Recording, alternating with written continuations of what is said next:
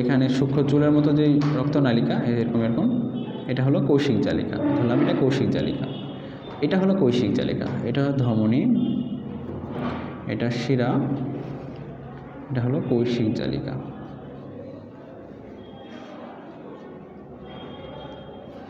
কৌশিক জালিকা। ওকে, এখন ধমনীর কয়েকটা কথা জানতে হবে, শিরাজ সম্পর্কে তোমাদের কয়েকটা কথা জানতে হবে। তোমাদের এই পাশে আমি একটু লিখি যে ধমনী আর হলো শিরা, তোমরা কিছু কথা লিখে নাও শর্ট ফর্মে।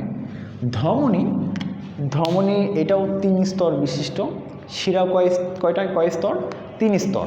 মনে রাখবা, ধমনীও 3 স্তর বিশিষ্ট, শিরাও 3 স্তর বিশিষ্ট। ধমনীর যে 3টা স্তর, এটার নাম টিউনিকা এক্সটার্না বাইরের দিকে, টিউনিকা মিডিয়া, টিউনিকা ইন্টারনা একদম ভিতরের দিকে, 3টা স্তর থাকে। শিরাও 3টা স্তর। বাট আমাদের মেইন যে পয়েন্টগুলো যেগুলো ব্যতিক্রমী সেগুলো একটু জেনে নিই যাতে আমাদের পরীক্ষায় ভুল না হয়। সো ফার্স্ট অফ অল ধমনী, ধমনী এটা হলো অক্সিজেনযুক্ত রক্ত বহন করে, ওটোযুক্ত রক্ত, ওটোযুক্ত রক্ত বহন করে। আর শিরা হলো কার্বন ডাইঅক্সাইড যুক্ত রক্ত বহন করে, রক্ত বহন করে। আমরা শর্ট ফর্মে লিখি, ওটোযুক্ত রক্ত বহন করে, আর শিরা কার্বন ডাইঅক্সাইড যুক্ত রক্ত বহন করে। এখন একজন আমাকে বলো তো তাবাসসুম, ব্যতিক্রম আছে একজন। আমরা জানি ধমনী অক্সিজেনযুক্ত রক্ত বহন করে, একটা ধমনী আছে যে ব্যতিক্রম, সে কার্বন ডাইঅক্সাইড যুক্ত রক্ত বহন করে। দেখো তো পারো কিনা? মহাধমনী, গুড, ফুসফুসীয় ধমনী বলবা, মনে রাখবা মাথায়। সকল ধমনী অক্সিজেনযুক্ত রক্ত বহন করে, একমাত্র ব্যতিক্রম ফুসফুসীয় ধমনী যে কার্বন ডাইঅক্সাইড যুক্ত রক্ত বহন করে, ব্যতিক্রম। অ্যান্ড শিরা, শিরা সেও ব্যতিক্রম, এটা মাথায় রাখো। হ্যাঁ, এ কিন্তু ব্যতিক্রম, এক্সেপশনাল। আচ্ছা, এখন আমাদের ধমনী, এটা 1 নম্বর পার্থক্য। 2 নম্বর, ধমনী এটা হলো পুরু, অনেক পুরু, আর হলো স্থিতিস্থাপক,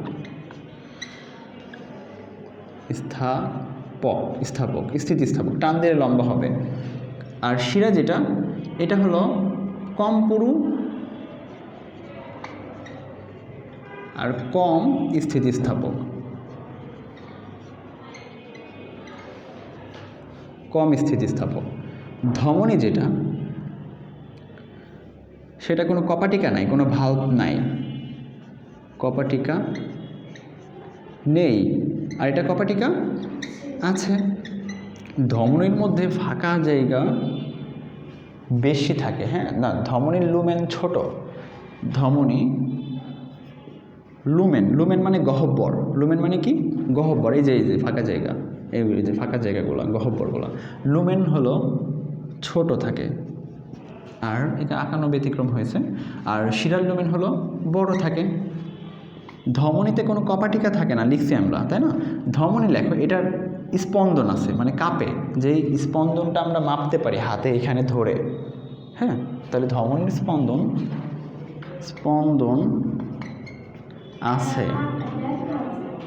আচ্ছা, আর শিরার স্পন্দন নেই, তুমি শুকনো মনে হয় এর জন্য।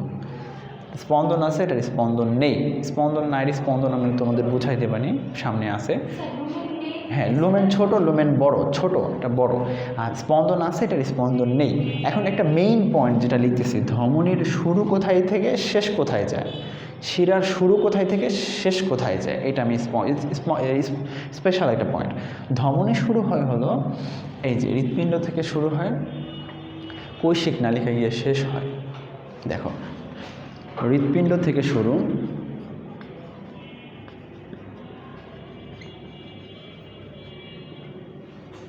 হৃৎপিণ্ড থেকে শুরু, কৈশিক জালিকায়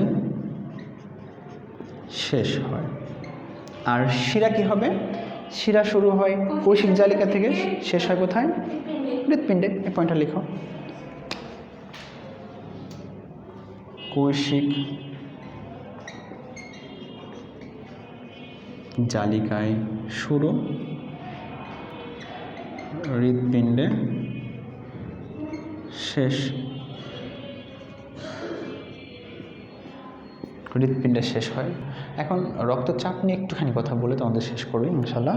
রক্তচাপটা একটু খেয়াল করো, এটা সহজ আছে, তোমরা দেখলেই বুঝবে, না লিখলেও সমস্যা নাই। রক্তচাপ, রক্তচাপ, এটাকে ইংরেজিতে বলে ব্লাড প্রেশার। ব্লাড প্রেশার আমরা নর্মাল ব্লাড প্রেশার কীভাবে মাপি? বিপি বলি, বিপি ব্লাড প্রেশার বিপি 120/80। আচ্ছা 120/80। এখন আমাকে ঐশ্বর্য বলবা কোনটা সিস্টোলিক চাপ, চিন্তা করে বলো সিস্টোলিক চাপ কোনটা বা সংকুচিত চাপ কোনটা, 120 নাকি 80? হাতের দিকে তাকাও, হ্যাঁ হাতের দিকে তাকাও, আমি হাতকে চাপ দিলাম মানে কি সিস্টল, ওকে এটা তো সিস্টল, সংকোচন করলাম, আবার আস্তে করে ছেড়ে দিলাম প্রসারণ। তোমরা নিজেরা ট্রাই করো, সিস্টল করো, চাপ দাও জোরে, আস্তে করে ছেড়ে দাও, কোনটায় প্রেশার বেশি হয়েছে? চাপ দিয়ে, তাহলে সিস্টোলিক কোটা, সিস্টোলিক প্রেশার কোনটা তাহলে ঐশ্বর্য? 120। তাহলে এটা হলো সিস্টোলিক চাপ।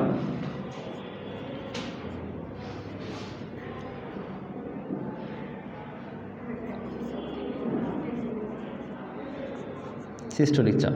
আর এটা কত কোন চাপ? ডায়াস্টোলিক, মনে থাকে যেন, বুঝাই দিছি, ডায়াস্টোলিক চাপ। ওকে, এখন আমাদের হার্ট রেট কি? হার্ট রেট এই জিনিসটা কি? HEART, heart rate, heart rate বা হৃদস্পন্দন, হৃদস্পন্দন। আচ্ছা বলতেছি দাঁড়াও, হার্ট রেটটা হৃদস্পন্দনটা কি এটাকে দেখো। হৃদস্পন্দন হলো এই যে সিস্টোলিক আর ডায়াস্টোলিক চাপের পার্থক্যটাকে আমরা হার্ট রেট বলি। সিস্টোলিক আর ডায়াস্টোলিক চাপের পার্থক্য হার্ট রেট বা হৃদস্পন্দন। হৃদস্পন্দন হলো নর্মাল, নর্মাল হলো নর্মাল লেভেল, নর্মাল লেভেল হলো 60 থেকে 100 এর মধ্যে থাকে নর্মাল লেভেল। 60-এর নিচে আসলে আমরা ওটাকে বলি ব্রাডিকার্ডিয়া, 100-এর উপরে গেলে বলে আমরা ট্রাকিকার্ডিয়া। আমরা মেডিকেল এইসব টার্ম ইউজ করি। ব্রাডিকার্ডিয়া হলো 60-এর নিচে, 100-এর উপর গেলে বলি আমরা ট্রাকিকার্ডিয়া। যেমন জ্বর, ভয় পেলে ট্রাকিকার্ডিয়া হয়, ভয় পেলে পারে। এবং ব্লাড প্রেশারে, লো ব্লাড প্রেশারে সাধারণত ব্রাডিকার্ডিয়া হয়। তো ভয় পেলে পরে আমাদের দেহের মধ্যে একটা হরমোন সিক্রেশন হয় অ্যাড্রেনালিন। অ্যাড্রেনালিন হরমোন আমাদের ব্লাড প্রেশারকে বাড়ায় দেয়, ঠিক আছে। রক্তনালিকাগুলো সংকুচিত হয়, রক্ত জোরে যখন যাইতে লাগে অল্প জায়গার মধ্য দিয়ে, তখন প্রচণ্ড স্পন্দন অনুভূত হয়। হ্যাঁ, এই হলো কথা, একটা ব্লাড প্রেশার। এখন উচ্চ রক্তচাপ, নিম্ন রক্তচাপ এগুলো কখন বাড়ে কখন কমে বা কী কী কারণে বাড়তে পারে কমতে পারে তোমরা একটু রিড দিলেই বুঝবা।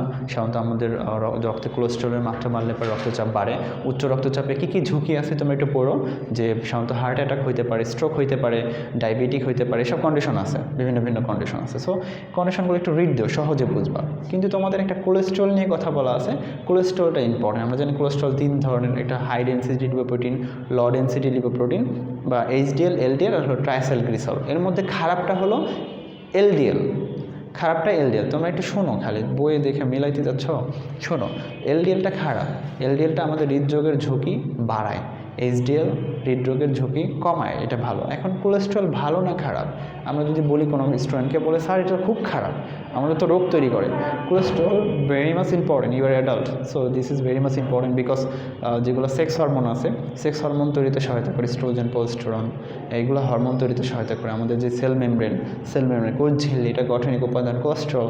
তারপরে ভিটামিন ডি, বিশেষ উপাদান ভিটামিন ডি আমরা দেখাইছি কিডনিতে, তো ভিটামিন ডির জন্য কোলেস্ট্রল অনেক ইম্পর্টেন্ট একটা জিনিস। এগুলো অনেক কিছু কিছু কথা আছে যেগুলো ইম্পর্টেন্ট। পিত্ত রস তৈরিতে সহায়তা করে কোলেস্ট্রল, এগুলো এই কথাগুলো খুব ইম্পর্টেন্ট।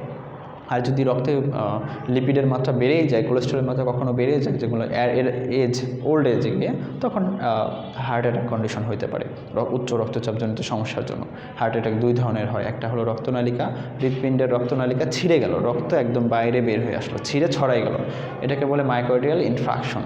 হ্যাঁ, আর হলো করোনারি থ্রোম্বোসিস আছে, রক্তনালিকার মধ্যে রক্ত জমাট বেঁধে গেলো বা ভিতরে ফ্যাট বা চর্বি জমে জমে রক্তনালিকা বন্ধ হয়ে গেছে, রক্ত ওই পাশে আর যাইতে পারতেছে না, ওটাকে বলে করোনারি থ্রোম্বোসিস। 2টা কারণে স্ট্রোক হয়, এই এটাকে বলে হার্ট অ্যাটাক কন্ডিশন। তো এই হার্ট অ্যাটাক আর স্ট্রোক কিন্তু আলাদা জিনিস। বলছে হার্ট স্ট্রোক বলে অনেকে, তাই না? হার্ট স্ট্রোক নট দ্যাট, এটা ভুল কথা। হার্টে স্ট্রোক হয় না, স্ট্রোক হয় ব্রেইনে। সো হার্ট অ্যাটাক হইতে পারে, হার্ট স্ট্রোক হয় না। গ্রামের মানুষগুলো বলে হার্ট স্ট্রোক করছে, তো হার্ট স্ট্রোক করে মরে গেছে। তো হার্ট স্ট্রোক, হার্টটাও বলতে পারবে না ঠিকঠাক, তো ওরা তো জানে না, বুঝে না, এর জন্য হয়তো বলে। তোমরা ওনাদের একটু শিখাই দিও। আচ্ছা, ওকে, তাহলে থ্যাংক ইউ সো মাচ। তোমাদের এই পর্যন্ত থাকলো। হ্যাঁ, তো এই পর্যন্ত থাকলো। আমি নেক্সট ক্লাসে না হয় আর একটু আলোচনা করে এই অধ্যায়টা একটু আলোচনা করবো, অধ্যায়টা সামারি একবার করবো। অধ্যায় তো অনেক বড়, তো আর একবার সামারি করে আলোচনা করে দেবো। হ্যাঁ, থ্যাংক ইউ। ওকে, ভালো থাকবো।